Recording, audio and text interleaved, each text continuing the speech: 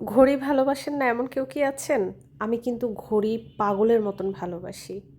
মজার একটা বিষয় শেয়ার করি।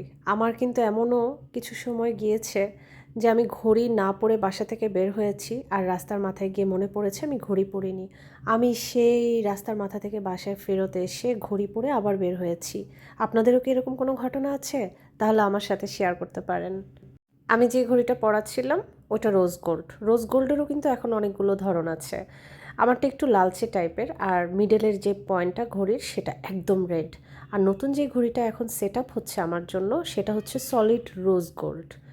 তো যাই হোক অনেক অনেক ঘড়ি আমাকে দেখানো হয়েছে, প্রত্যেকটা ঘড়ি নেয়ার মতন এবং পছন্দ না করে থাকার মতো না। তো ফাইনালি আলহামদুলিল্লাহ আমি আমার এই ঘড়িটা নিয়ে নিয়েছি। আর মিডল পয়েন্টটা এটা একদম সলিড পার্ল কালার। ক্যামেরাতে হয়তো অনেক কিছু বোঝানো যাচ্ছে না, আপনারাও যদি কেউ চান তাহলে এখানে গিয়ে ভিজিট করে দেখে আসতে পারেন।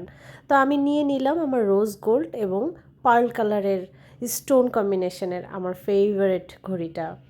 ঘড়ি দেখলেই আমার ভালো লাগে, কিন্তু তার মানে এই না আমি ঘড়ি নিয়ে নেই। আমি ঘড়ির বিষয়ে একটু চুজি। আমার ঘড়ি একদম মনের মতন হলে তারপর আমি ঘড়ি নেই।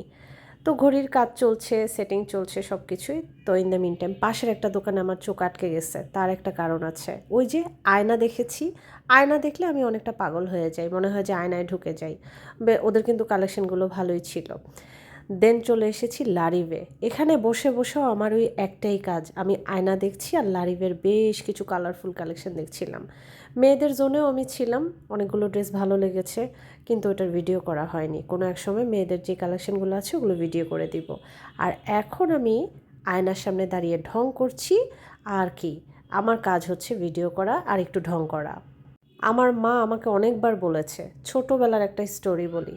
বলতো ছোট থেকে না তুমি সব সময় আয়নার সামনে দাঁড়ায় থাকো, তোমাকে আয়নার সামনে থেকে আনাই যেত না। এত এত কালেকশন রেখে আমি যে এই আয়নার সামনে দাঁড়িয়েই আছি। সত্যি বলছি, আমি আয়না দেখলে না একদম আয়নার ভেতরে ঢুকে যাই, আমার এত ভালো লাগে। তো লারিভে যতগুলো ছেলেদের কালেকশন দেখছিলাম আমার এত ভালো লেগেছে, বিশেষ করে এই শার্টটা। প্রিন্টটা খুবই সুন্দর আর খুব পিওর সুতি। কে কি ভাবলো, কে কি বুঝলো, কে কি দেখলো আর কে কি দেখলো না, তাতে কি দুনিয়া আটকে থাকে? কিছুই আটকে থাকে না। আমি কোথায় আটকে থাকি জানেন? আমি আটকে থাকি আয়নার ভিতরে। আর এখন নতুন ঘড়ি নিয়ে আমি কিন্তু একটু মজে আছি, মানে একটু মুডে আছি। এই পাঞ্জাবির প্রিন্টটা এত বেশি ভালো লেগেছে, তো পাঞ্জাবিটা ধরে দেখলাম সুতির আর খুব সুন্দর প্রিন্ট।